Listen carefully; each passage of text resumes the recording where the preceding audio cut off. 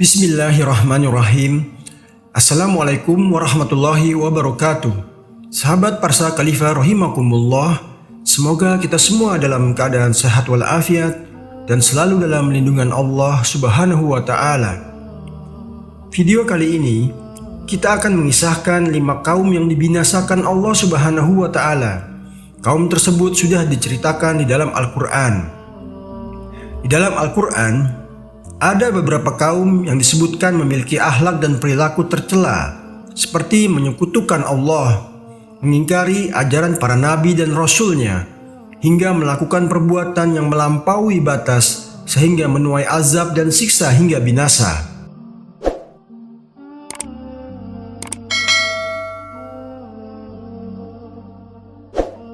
Kaum yang pertama adalah kaum Nabi Nuh alaihissalam. Kaum yang dibinasakan secara massal oleh Allah adalah kaum Nabi Nuh.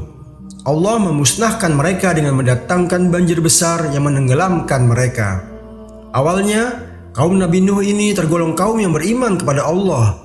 Sampai akhirnya, mereka terjerumus dalam jurang kesyirikan lantaran mereka terlalu mengkultuskan tokoh-tokoh masyarakat yang dikenal saleh, sehingga mereka membuat patung-patung untuk disembah.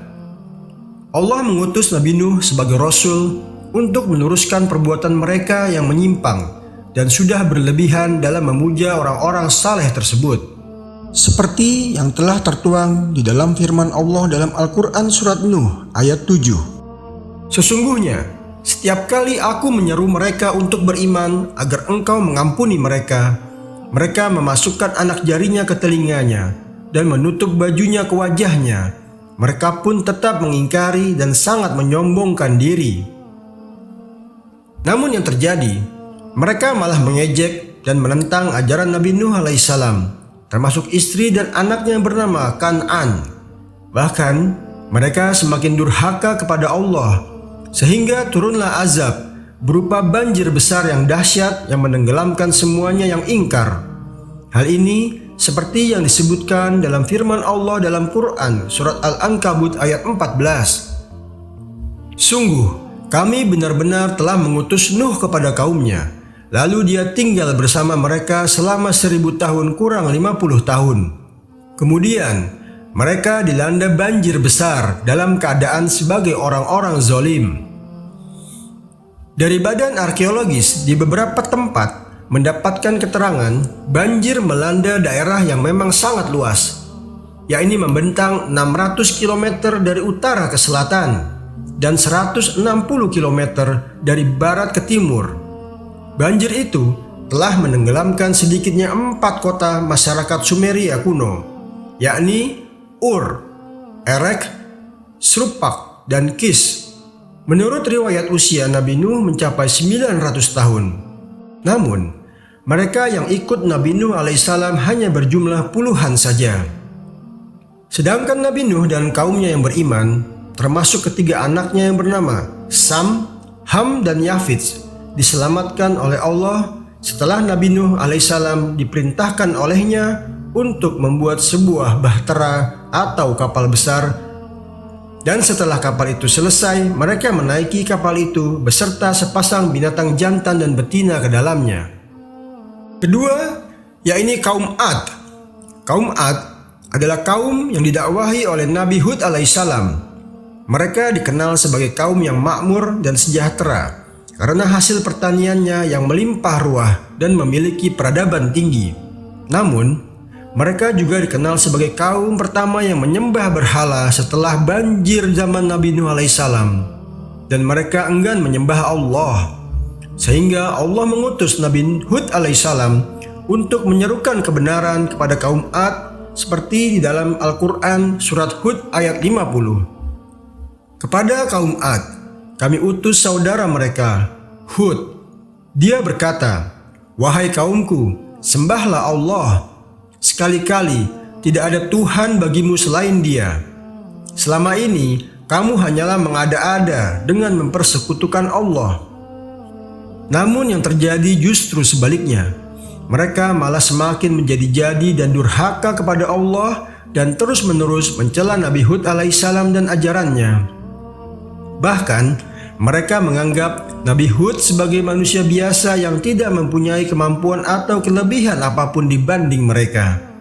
Nabi Hud dianggap sebagai pembohong bodoh dan telah mengubah kebiasaan yang telah dilakukan oleh para leluhurnya. Sehingga Allah menurunkan awan hitam yang sempat disangka sebagai pertanda datangnya hujan, karena negeri mereka sedang mengalami kekeringan panjang. Namun yang terjadi sebaliknya, itu adalah angin topan dahsyat yang membinasakan semuanya. Kejadian ini seperti yang firmankan Allah dalam surat Al-Haqqah ayat 6-8. Sedangkan kaum Ad telah dibinasakan dengan angin topan yang sangat dingin. Dia menimpakan angin itu kepada mereka selama 7 malam 8 hari terus menerus. Maka kamu melihat kaum Ad pada waktu itu mati bergelimpangan seperti batang-batang pohon kurma yang telah lapuk bagian dalamnya. Adakah kamu melihat seorang pun yang masih tersisa di antara mereka? Ketiga, kaum Samud. Nabi Saleh alaihissalam diutus oleh Allah Subhanahu wa Ta'ala untuk berdakwah kepada kaum Samud yang dikenal memiliki keahlian memahat bebatuan dan bukit menjadi rumah dan bangunan, namun mereka sangat sombong dan suka berfoya-foya. Kaum ini pernah melakukan sayembara untuk membunuh Nabi Saleh, namun atas kebesaran Allah, Nabi Saleh terselamatkan. Kemudian Allah menurunkan mukjizat kepada Nabi Saleh berupa seekor unta betina yang keluar dari celah bebatuan. Unta tersebut memberi manfaat bagi penduduk Samud, sehingga ada beberapa yang beriman dan mengikuti ajaran Nabi Saleh. Dalam Al-Quran surat Hud ayat 64, "Wahai kaumku, inilah unta betina dari Allah sebagai mukjizat untukmu.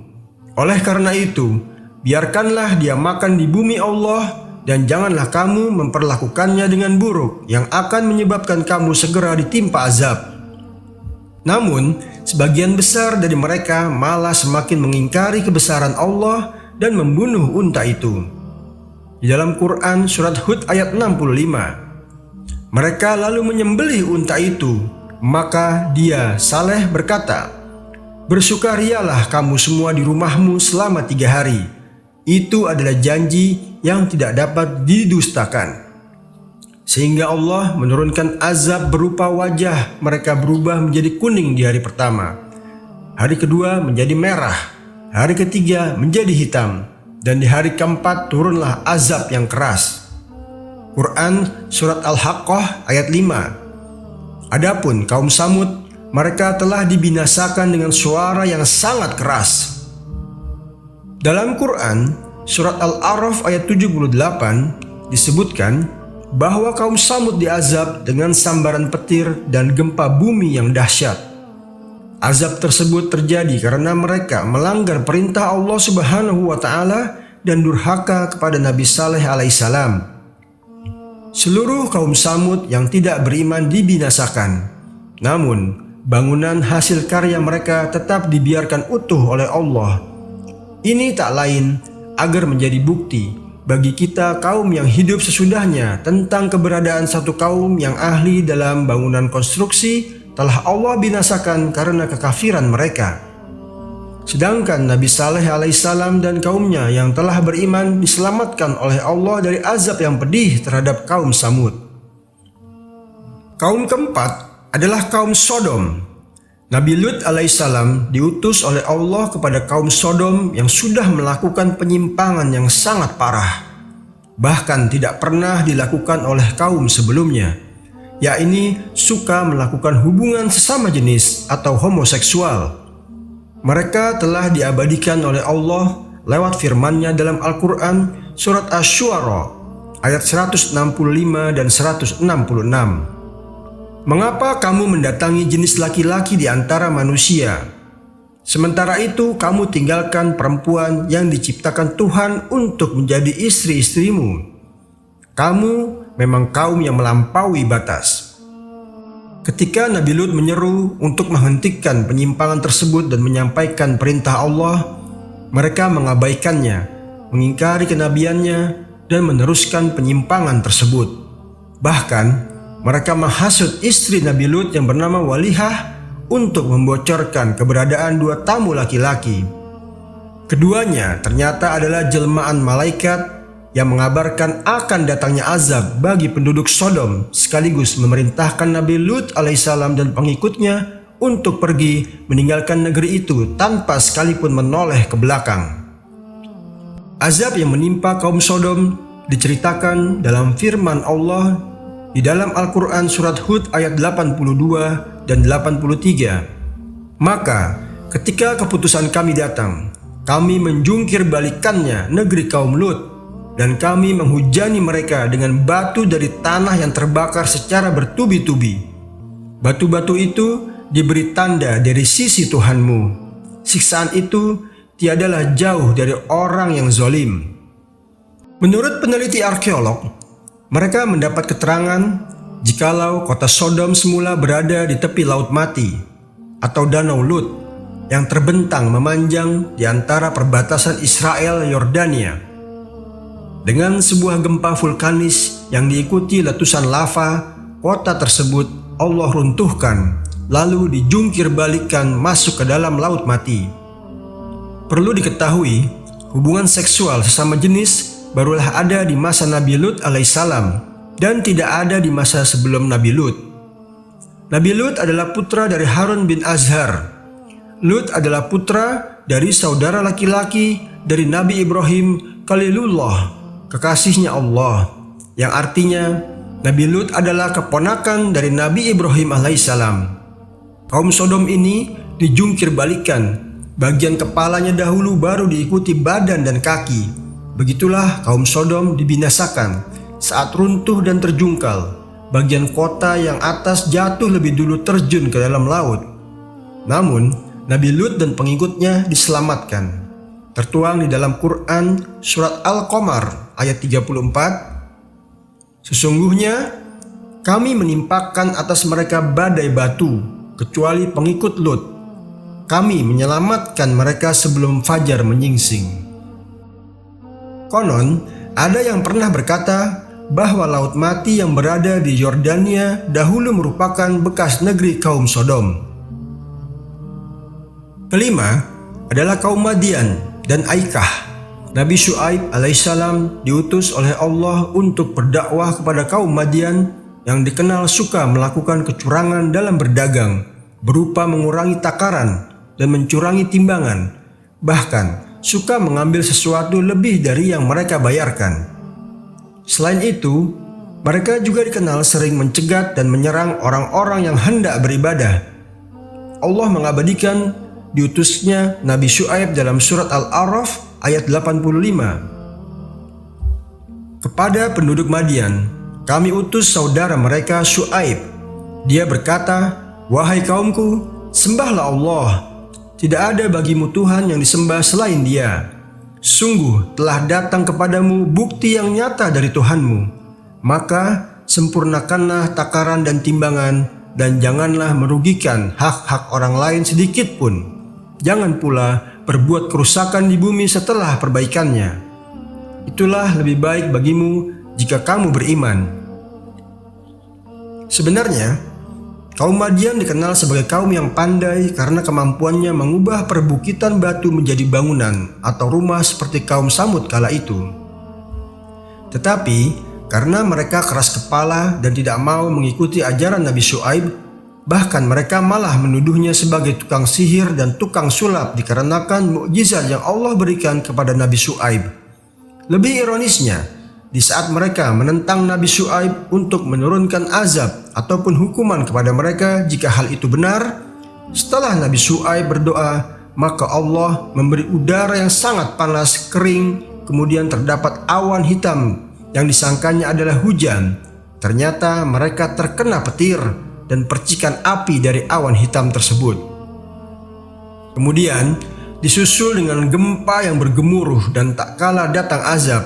Kami selamatkan Nabi Syuaib dan orang-orang yang beriman bersama-sama dengan dia, dan orang-orang yang zalim dibinasakan oleh suara yang mengguntur.